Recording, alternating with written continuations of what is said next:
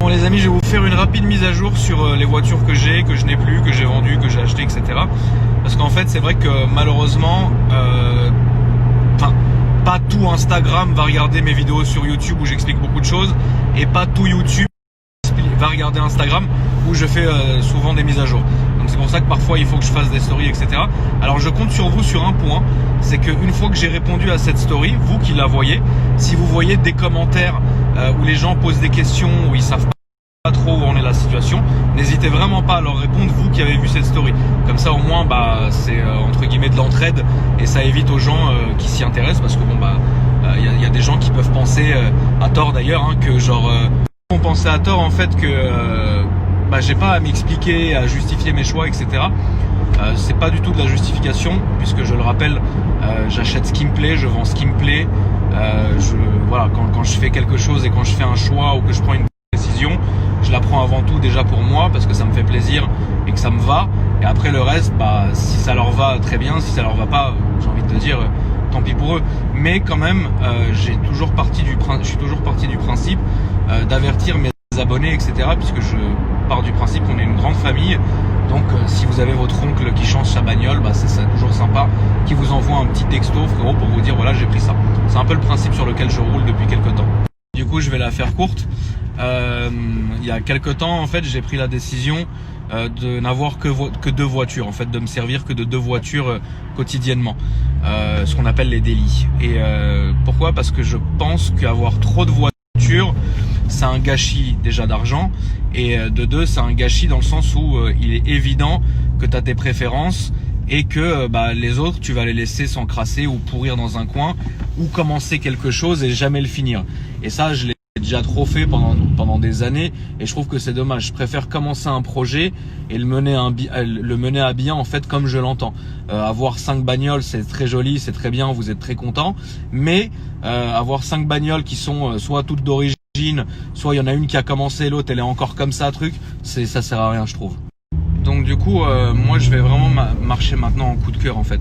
C'est vrai qu'il y a une époque où quand je faisais le choix d'une voiture, je me disais laquelle va buzzer le plus, entre guillemets. C'est une logique, et je suis pas le seul à faire ça, et j'ai pas besoin de citer des noms, puisque je pense que dans tout le YouTube automobile, le propriétaire entre guillemets de la chaîne, l'animateur, va faire en sorte que oui, sa voiture plaise le plus aux abonnés, entre guillemets, genre le mainstream quoi.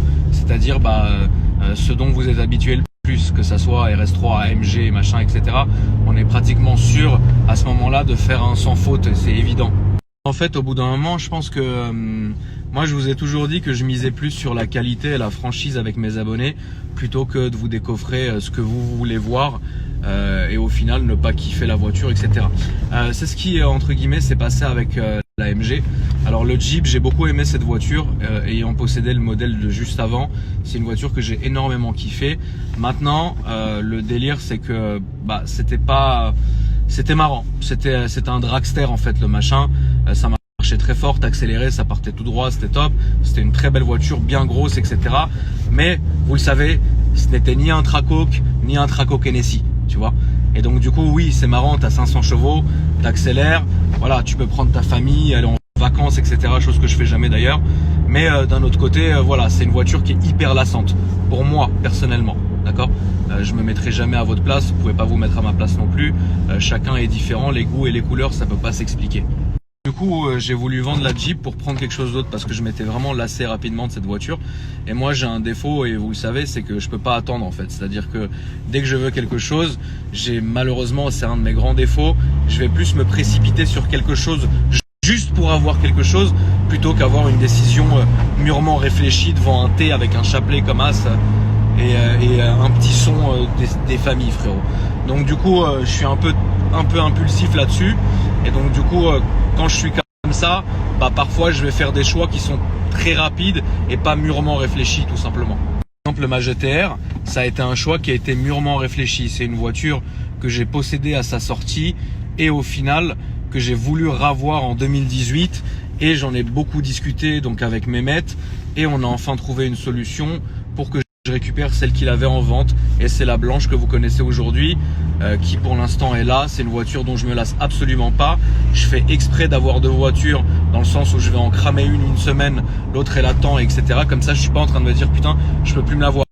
Donc du coup si vous voulez la GTR ça a été un choix mûrement réfléchi et regardez aujourd'hui on est en stage 2+, bientôt stage 3.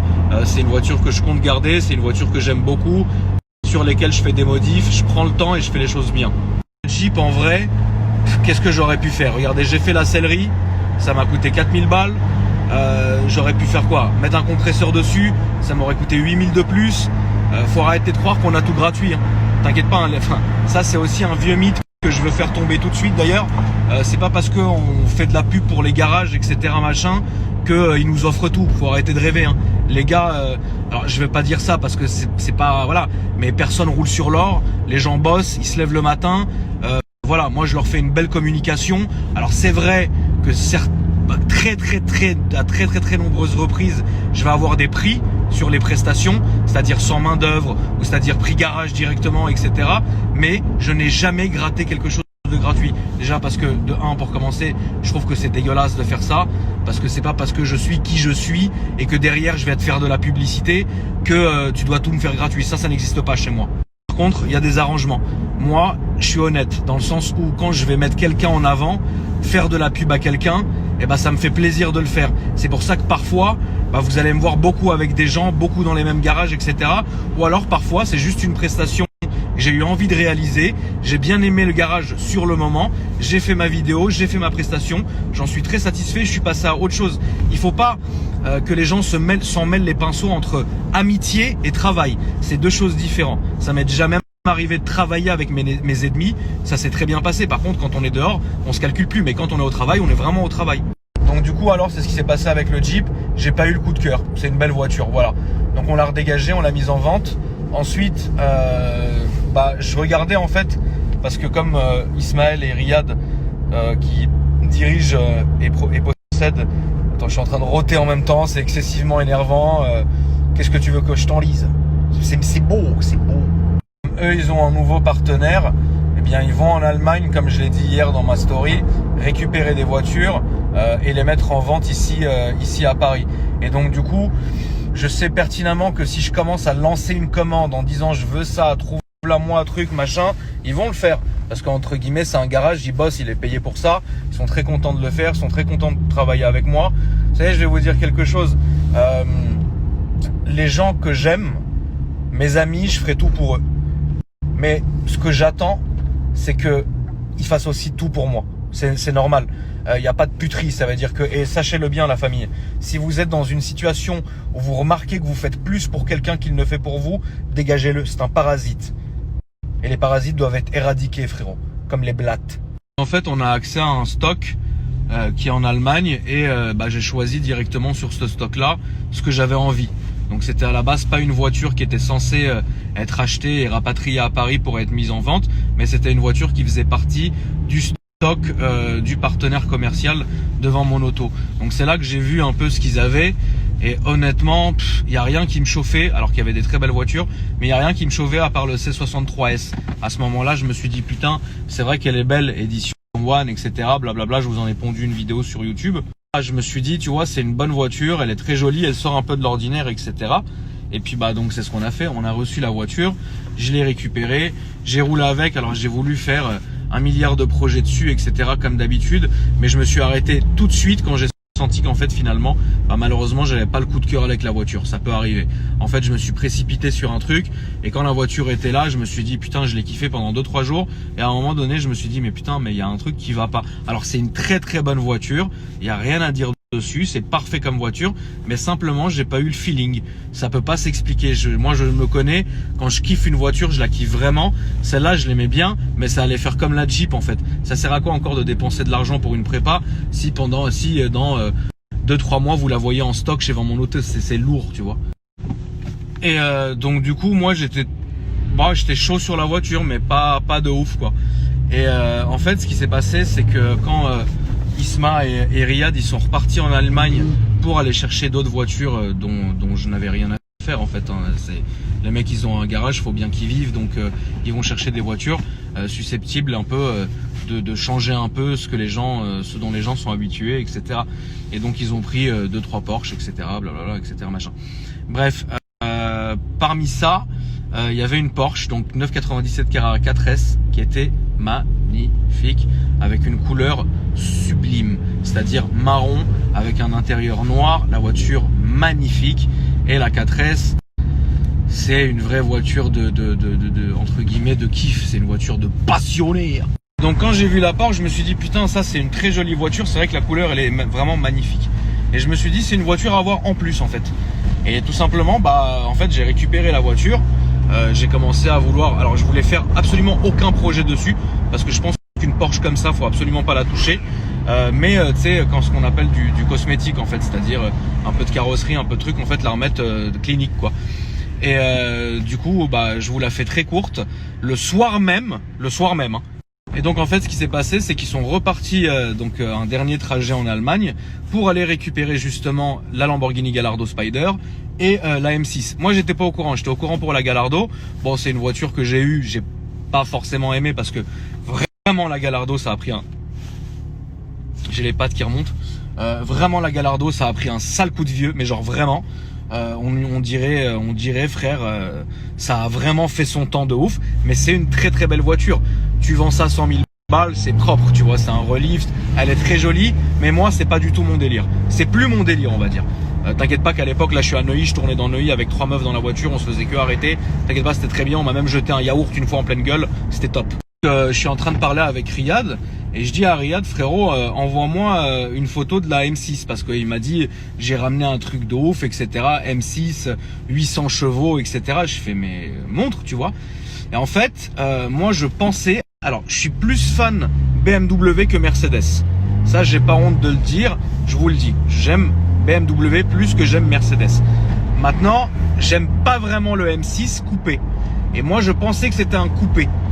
En fait, quand il m'a envoyé la photo, j'ai vu que c'était le grand coupé, donc la berline. Et là, j'ai fait oh putain, la couleur de l'intérieur, individual, toit carbone, béquet carbone, lame à l'avant en carbone, rabaissé à mort, préparé. J'ai fait non, il me la faut, c'est sûr. Là, je me suis dit, tu vois, je suis en train de faire nimp et en train encore de m'égarer à droite à gauche. Je vais me retrouver avec 4 bagnoles, des saucisses empaillées. Je vais me dire franchement ça va me saouler, je vais encore dépenser de l'argent comme un mongol, ça sert à rien. Et donc là j'ai appelé Riyad et Isma, j'ai dit écoutez, on va faire un truc très simple, vous allez me récupérer le C63, vous allez me récupérer la Porsche, vous allez me filer le M6 et je vais être très content et tout le monde sera content. Ils ont dit ok. Et donc si vous voulez, donc j'ai récupéré donc le M6 et la voiture, vraiment là pour le coup j'ai eu le coup de cœur. C'est-à-dire que j'ai passé, et c'est rare que ça m'arrive, mais j'ai passé en fait la nuit où je l'ai reçu à tourner avec pour sentir la voiture, pour voir ce qu'il y avait, etc. Et en même temps, je prenais des notes. Parce que vous savez, moi, je suis quelqu'un d'extrêmement maniaque. Vous connaissez mes voitures. Si elles sont pas cliniques, je vais les rendre cliniques, frérot. C'est comme demain, tu te décoffres Mskina, une petite meuf, elle est comme ça. Il lui manque une dent, Mskina. Bon, voilà, tu vas chez Ohana, tu payes un peu, gros bzèze. Donc quand j'ai récupéré la voiture, donc j'ai tourné avec, j'ai noté toutes les choses que je voulais refaire dessus. Et donc là vraiment j'ai eu le coup de cœur, c'est-à-dire je les ai appelés le lendemain quand même parce que Isma et Riyad ils m'ont dit écoute quand même prends la voiture, tourne-la une nuit, si tu kiffes pas vas-y on se débrouillera pour te trouver autre chose, si tu kiffes garde-la, on fait les papiers, tu l'achètes et khalas. Et donc je leur ai dit oui, j'ai gardé la voiture une nuit, j'ai tourné avec genre toute la nuit. Et frérot j'ai failli me tuer 100 fois d'ailleurs en une nuit avec. Et le lendemain je leur ai envoyé un message, je lui ai dit c'est bon c'est validé, on l'achète. Fait les papiers et donc j'ai récupéré la voiture et du coup en fait je vais vous donner un peu la liste de ce que je vais faire dessus. On a déjà commandé via UJ Motors tout l'intérieur en carbone, le volant compris. Le volant vous allez le voir, vous allez devenir fou. Il y a 6 semaines d'attente sur le volant, donc évidemment je ferai la vidéo de présentation avant et après je ferai une story quand j'aurai tout monté dans la voiture. Et vous allez le voir, l'intérieur il va être vraiment dingue. Tout le pack carbone. Ensuite, on va refaire ce qu'on appelle un tanning de siège. En fait, une rénovation de cuir. J'ai plus envie d'aller chez le sellier parce que franchement, un intérieur comme ça, je vais m'en sortir encore pour 5 000 €. Et encore changer la couleur et mettre un truc qui va me donner la migraine, ça sert strictement à rien.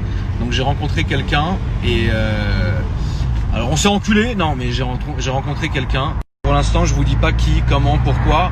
parce que je préfère faire d'abord la prestation, et si je suis satisfait, et si la personne veut, je la mettrai en avant et je la présenterai, etc., pour montrer un peu ce qu'il a réussi à faire. Mais c'est une personne qui se font rares de nos jours. C'est quelqu'un qui va regarder d'un œil professionnel. En fait, il va pas dire ah ça Akram, il a de l'argent, je vais le plier. En fait, c'est quelqu'un qui regarde, il dit tiens ça Akram. Bon, s'il me fait un petit coup de com, c'est bien aussi, mais qu'il soit content, c'est le principal. Donc du coup, moi j'aime les gens comme ça, et donc du coup je lui ai envoyé genre 56 photos de mon intérieur, et il est revenu vers moi avec un devis. En fait, ce qu'ils font, c'est que je vais pas vous dire, vous verrez bien, je vous verrai bien. Bref, donc il y a aussi l'intérieur qui va être refait sur la voiture. Actuellement, à l'heure où je vous parle, la voiture est chez Autojantes Rénov, qui sont en train de me mettre les jantes en noir gloss, tout simplement, parce qu'elles étaient un peu défoncées, et en plus en alu, je déteste ça. Moi, je vais les faire en noir gloss, donc je récupère la voiture demain soir. Ensuite, je vais la garder ce week-end, et lundi, je vais la déposer chez José, frérot, le carrossier fou, frérot. Et José, il va me refaire 3-4 éléments qui vont pas sur la voiture. Donc calandre à l'avant qui est un peu défoncé par l'autoroute allemande. La malle à l'arrière, je sais pas ce qu'il y a eu, frérot, il y a eu un souci. Et une des portes qui est mal repeinte, donc proprement quoi. Ensuite, une fois que je l'aurai récupéré de tout ça, je vais l'emmener en entretien. Quand je dis entretien, c'est que tout a été fait. Le prochain entretien, il est dans 2500 km. Mais je préfère mettre la voiture sur un pont avec des vrais professionnels et qui regardent un peu, des gens qui connaissent bien BMW et qui regardent un peu s'il y a quelque chose ou s'il y a un problème, etc. J'ai pas envie d'attendre le prochain entretien pour le faire. On est aussi en train de voir à refaire la gestion de la voiture. Tout simplement parce que bon, aujourd'hui on a avancé un peu sur le sujet. J'ai parlé avec le revendeur, le partenaire de Vends mon auto. Il m'a expliqué ce qui a été fait sur la voiture, mais moi j'ai eu aucun contrôle là-dessus en fait. Et du coup, je pense qu'on va repartir à zéro sur une carto neuve avec un petit crackle, moins 20, propre, tu vois. Et aussi après commencer à mettre une admission, pompe à essence, injecteur, etc. Mais ça sera sur la longévité tranquille. Déjà, je la fais belle et voilà. Donc c'est un projet que je vais garder. Je kiffe cette voiture, j'ai eu le coup de cœur. Et pour finir pour la GTR. Et donc pour la GTR, le projet va vraiment s'arrêter bientôt puisqu'elle est presque finie. Avec GL Racing, on a commandé aujourd'hui le toit en carbone, la malle arrière en carbone et voilà. Donc une fois qu'on aura fait ça, la voiture sera terminée esthétiquement parlant. Ensuite, je pense que je vais aller jusqu'à à peu près 950 chevaux. Donc ça sera une autre story et une autre vidéo évidemment, mais tout ça prend du temps parce que c'est des pièces qui vont venir du Japon et qu'on a commandé chez Top Secrets ou alors on a commandé chez AMS, ça va dépendre aux États-Unis, donc ça dépend du moment en fait. Mais en tout cas c'est des projets qui doivent prendre du temps puisque bah ici t'achètes un capot carbone, frérot, on sait pas où est-ce que tu vas le trouver. Voilà la famille, j'espère avoir été clair. En tout cas je vous embrasse, je vous souhaite une bonne soirée et je vous dis à demain.